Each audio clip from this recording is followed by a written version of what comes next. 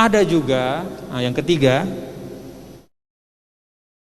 budaya yang mengandung nilai yang baik dan juga caranya itu tidak bertentangan dengan tuntunan agama.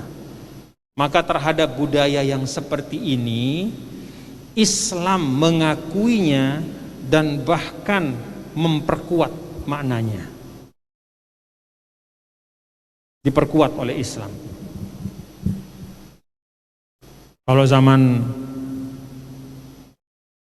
dulu orang Arab terkenal dengan karom, kemurahan hati. Orang Arab itu zaman dulu rumahnya tidak terkunci, istilahnya. Siapapun orang yang mau masuk untuk mengambil air minum, mengambil makanan dipersilahkan. Kalau musim haji, orang-orang kaya Arab itu memotong ontanya, sapinya, kambingnya, dan dihidangkan kepada siapapun, kenal tidak kenal dikasih makan. Di depan rumahnya itu ditaruh bong, ceret air untuk orang minum, siapapun. Memuliakan tamu. Ketika Islam datang, adat dan budaya ini diakui oleh Islam, bahkan ditambah kemuliaannya. Kalau pada masa jahiliyah memuliakan tamu itu adalah adat yang biasa, maka ketika Islam datang, memuliakan tamu itu menjadi salah satu tanda iman dalam hati kita. Man kana yu'minu billah wal yaumil akhir falyukrim dhaifahu. Siapa yang beriman kepada Allah dan hari akhir, maka dia hendaklah memuliakan tamu. Nah, ini prinsip tuntunan Islam. Karena itu bapak-bapak dan saudara, kalau melihat adat dan budaya kita tinggal ukur saja. Jangan terpaku pada namanya. Karena nama itu bisa beda-beda antara satu tempat dengan tempat yang lain. Tapi kalau esensinya adalah sesuatu yang baik, maka tidak masalah. Silahkan ditradisikan. Di Indonesia ada kata gotong royong. Apa itu gotong royong? Kan tidak ada zaman Nabi kata gotong royong. Iya, kata gotong royong tidak ada. Tapi apa isi gotong royong itu? Bekerja bersama dalam kebaikan. Oh, berarti bagus, itu Islami. Gotong royong itu Islami. Begebung misalnya ya, di Sasak nih kan ada begebung namanya. Apa itu begebung? Oh, begebung itu adalah makan bersama-sama berjamaah. Oh, itu Islami. Karena memang seperti itulah di dalam Islam juga diajarkan. Ya. Al-barakatu fil jamaah.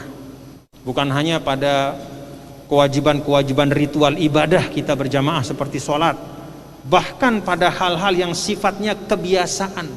Ya. Kalau kita berjamaah melakukannya, di situ ada berkahnya.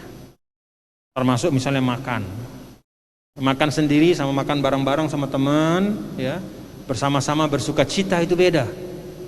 Ada berkahnya dalam kebersamaan.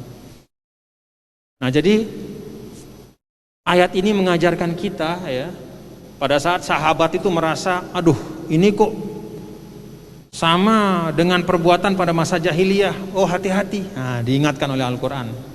Ya, itu bukan termasuk perbuatan jahiliyah. Itu adalah warisan dari agama Ibrahim. Itu bagian dari tauhid. Dengan kata lain, ayat ini juga adalah satu pengingat dari Allah Subhanahu wa taala kepada kita semua. Kan kita ini hidup bermasyarakat, ya. Jadi kalau kita lihat ada kebiasaan-kebiasaan, silahkan ukur dengan ukuran syariat. Kalau kebiasaan itu mengandung nilai-nilai yang baik, ya, maka silahkan. Kalau kebiasaan itu niatnya baik, tapi ada sesuatu yang kurang baiknya itu hilangkan. Ya. Jangan perbuatannya itu langsung dianggap tidak baik. Ya. Kalau ada penyalahgunaannya itu yang dihilangkan.